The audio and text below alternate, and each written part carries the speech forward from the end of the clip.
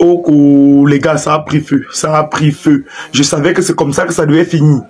Voilà Prince Aimé sur une chaîne de télévision qui décide de tout déballer, les gars. Voilà Prince Aimé qui retourne la veste contre les Camerounais, les gars.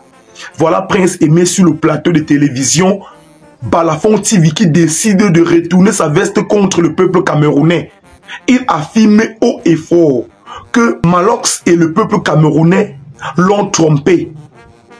Que Malox et le peuple camerounais avaient mal interprété le comportement de Debordo Lokounfa vis-à-vis du remix Viviane.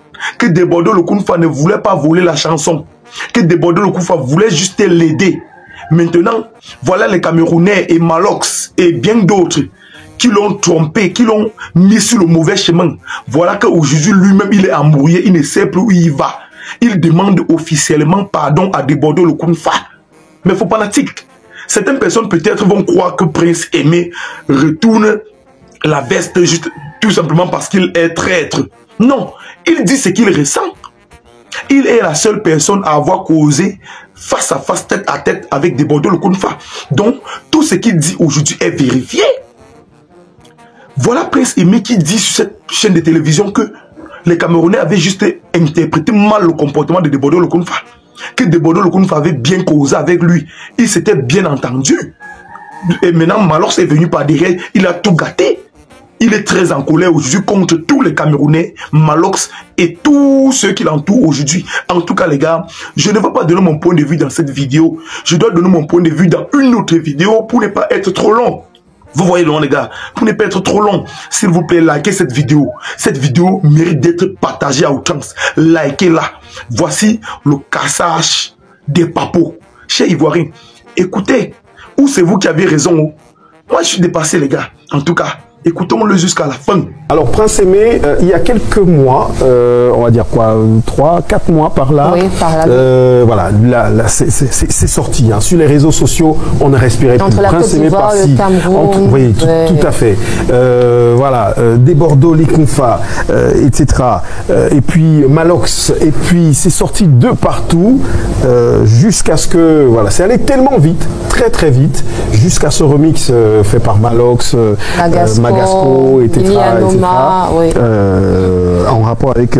Mais est-ce qu'on peut savoir, qu'est-ce que s'est-il réellement passé quand on sait que, bon, la version des Bordeaux, pour ce qui est de ce... C'est un featuring qui s'est passé en 2019. Qui est sorti depuis très très longtemps, mais qu'est-ce qui s'est passé récemment, concrètement? Fallait que je dirais que c'est le vent de Dieu. Parce qu'en réalité, des Bordeaux, il a fait son truc, son acapella, depuis 2019. Et il y a eu une première vague de challenge qui ont suivi cet acapella, cet extrait de Debordo. Après, ça s'est arrêté. Bon, en ce moment... Tu as eu vent de cette challenge? Oui, j'étais du côté de Paris. Okay. On m'avait demandé de saisir l'opportunité. Mais moi, je n'avais pas la tête à la musique. Je me battais pour ma situation sociale. Donc, du coup, je n'ai pas pu.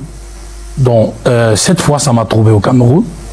Et puis, du coup, il y a des personnes qui m'ont appelé, on me dit, ah, écoute, ta chanson Viviane, elle est encore en train de revenir très fort sur scène. Et j'ai dit comment? On me dit, attends, l'extrait que Debordo avait fait, les gens sont en train d'apprécier, de faire des challenges dessus. Et il y a aussi un TikToker du côté du Nigeria, apparemment, qui a aussi fait un truc dessus. Et puis, tout le monde interprète, tout le monde reprend la chanson. Et c'est tellement beau, quoi. Il faut que tu vois comment tu peux rentrer en contact avec Debordo. Il y a plusieurs personnes qui m'ont contacté. Et moi aussi, j'ai commencé un peu à écouter ce qui se passait. J'ai commencé à écouter un peu ce qui se disait sur les réseaux sociaux, autour du projet, autour de ce que Debordo avait fait, et également de ce qui venait du côté de nos frères du Nigeria. Et c'était vraiment quelque chose de ouf. C'était pour moi une surprise très agréable, incroyable. Tout le monde faisait des challenges, les gens embrassaient le projet. Et puis, Debordo est arrivé le moment où Debordo a fait la sortie pour annoncer qu'il devait rentrer en studio pour sortir la chanson Viviane. Et du coup, il y a des Camerounais qui l'ont interpellé pour lui faire comprendre que l'auteur-compositeur de Viviane était un Camerounais qui s'appelait Prince Aimé et qu'il fallait rentrer en contact avec lui. Oui. Ce qui était pas mal. Et Debordo l'a fait. Donc, il a tout fait pour rentrer en contact avec moi. Sauf que derrière, nous avons eu beaucoup de situations de confusion Et Desbordeaux a dû faire face à une situation où plusieurs personnes l'ont contacté à la fois pour se présenter comme étant le manager de Prince Aimé. Ça l'a un tout petit peu embrouillé, il ne savait plus où mettre la tête. Et à un moment donné, il s'est dit, bon, mieux je fais d'abord une version seule, après je verrai comment faire une autre version avec Prince Aimé. Sauf que ça, beaucoup de Camerounais n'ont pas apprécié, et surtout les artistes camerounais qui s'attendaient, toute l'Afrique attendait à un moment donné le featuring Prince Aimé Desbordeaux. Et quand ça n'a pas vu le jour, il y a des artistes camerounais, comme au premier rang duquel Malox, qui sont montés au créneau pour dire, ben non, si tu veux pas faire les choses correctement et faire bénéficier notre frère, nous sommes prêts à manifester la solidarité autour de lui pour le faire bénéficier et jouir de son buzz. Parce qu'en réalité, c'est son buzz. Et c'était pas aussi mal. Donc, dans un premier temps, moi, j'ai très bien accueilli ça.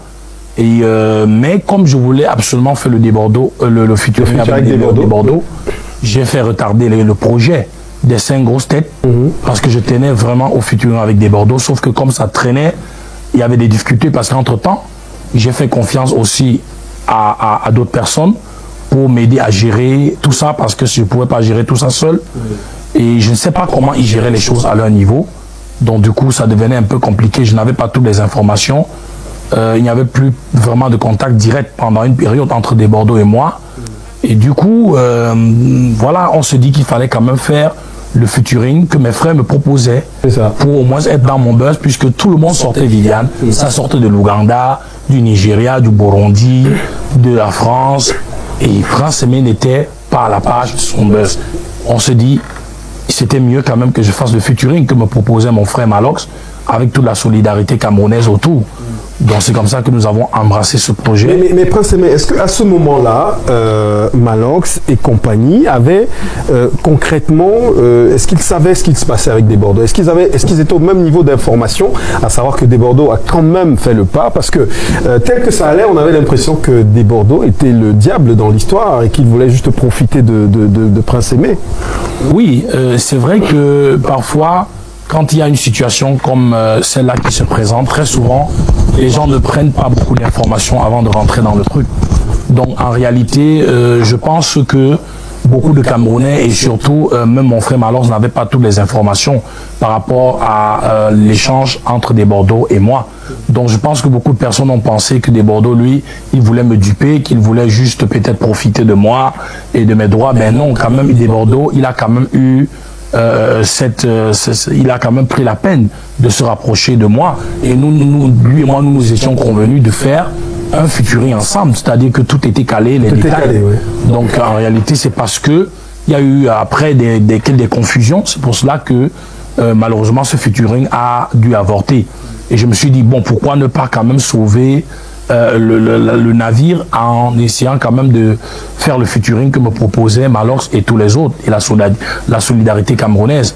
Donc c'est comme ça que j'ai accepté d'embrasser ce projet et j'ai fait le déplacement de Yaoundé pour le featuring et pour le clip. Mais l'idée derrière, maintenant, c'était quoi? On a entendu Malox dire, et d'autres, hein, que non, il faut que Prince Aimé rentre dans ses droits, etc. Donc nous, on va faire ça pour qu'il gagne de l'argent, etc. Avec le challenge des millions de vues. L'idée derrière, c'était quoi concrètement? Qu'est-ce qui t'a été présenté? Effectivement, Falix, je suis un peu comme vous, malheureusement, dans cette histoire, parce qu'il faut dire que j'ai confié la chose aux gens, et aujourd'hui, je ne peux pas vous dire réellement que j'ai une idée de comment la chose a été gérée. Tout ce que je sais, c'est que Malox m'a appelé plus de 3 fois avant même que certaines personnes de l'équipe qui a travaillé avec moi ne rentrent dans le projet. Et lui me proposait de monter à Yaoundé pour qu'avec les autres, on fasse le projet pour moi. Il m'a dit, je fais ça pour te donner, pour que tu rentres dans ton buzz et que tu profites de tous les droits et de tous les contrats qu'il y aura autour. Donc moi, je fais ça pour t'aider. À un moment donné, Malox était même prêt à payer mon billet d'avion pour que j'aille en Côte d'Ivoire. Donc il était très sympa. Bon, mais je lui ai dit que je trouvais qu'il était trop dur avec Desbordeaux, qu'il devait un peu calmer le jus. Donc ça, c'est la conversation qu'il y a eu entre Malox et moi. Après, quand j'ai confié la chose aux gens, je ne sais plus trop ce qui s'est passé, mais tout ce qu'on m'a dit, c'est que Malox a signé qu'il me reversait tous les droits et que en réalité la chanson m'appartenait et que le projet, lui, il avait initié le projet mais pour moi.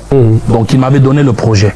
Donc c'est ce qui m'a encouragé justement aussi à rentrer dans le projet, à accepter le featuring et le clip. Donc maintenant, comment est-ce que les choses ont été gérées jusqu'ici?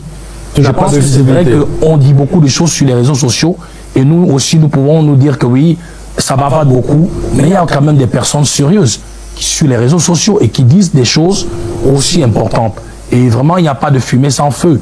Il faut dire que moi-même, Prince Aimé, après 4 mois de buzz, Falix, je ne peux pas vous dire que j'ai une position ou une directive par rapport à ma carrière ou bien par rapport au buzz et peut-être tout ce que Viviane a pu régénérer. Et même mon frère des Bordeaux qui a dit, je pense que c'est le bon Dieu qui a voulu l'utiliser pour vraiment susciter, relancer les choses. Et je dois en profiter. Personne n'a le droit d'en profiter de quoi que ce soit en estimant qu'on a tellement travaillé ou quoi que ce soit et que c'est à nous de prendre peut-être le plus gros pactole. Donc moi je dis, nous avons le devoir tous de veiller à ce qui est la transparence à tous les niveaux. Et parlant de Bordeaux, justement, quels sont les rapports que tu as avec lui aujourd'hui? Est-ce que vous communiquez? Est-ce qu'il y a un projet en cours? Est-ce que ça va se faire finalement? Oui. Vous avez parlé depuis que, le remix Malox et compagnie est sorti? On n'a pas parlé. Réellement, débordement, nous n'avons pas parlé. Mais je dirais que nous avons parlé par des canaux interposés. J'ai eu à lui envoyer des messages. Lui aussi, il a eu à m'envoyer des messages. Et je pense qu'à travers nos interviews, nous nous transmettons l'un et l'autre toute l'affection fraternelle que nous avons l'un pour l'autre.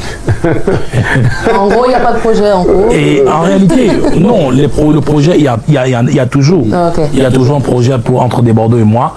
Lui, normalement, il m'attend en Côte d'Ivoire. C'est vrai que moi, je suis un peu, je sais pas encore ma position parce que à un moment donné, moi aussi, je l'attendais au Cameroun.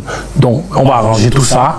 Lui et moi, on n'a aucun problème. J'étais en train de demander d'ailleurs à Waxday, qui est mon éditeur, de le libérer, de le remettre sur YouTube pour sa version qu'il avait fait, la première version qu'il avait réalisée. Donc j'ai trouvé qu'il fallait qu'on le libère parce que je trouve pas, je comprends pas pourquoi est-ce que on l'empêche d'être sur YouTube alors qu'il vend sa version sur les plateformes de téléchargement. On dit mais on l'empêche d'être sur YouTube parce qu'on veut avoir les droits. Mais est-ce que la version qui est revendue, les droits nous sont reversés? Non. Ça sert donc à quoi de l'enlever sur YouTube? À rien du tout.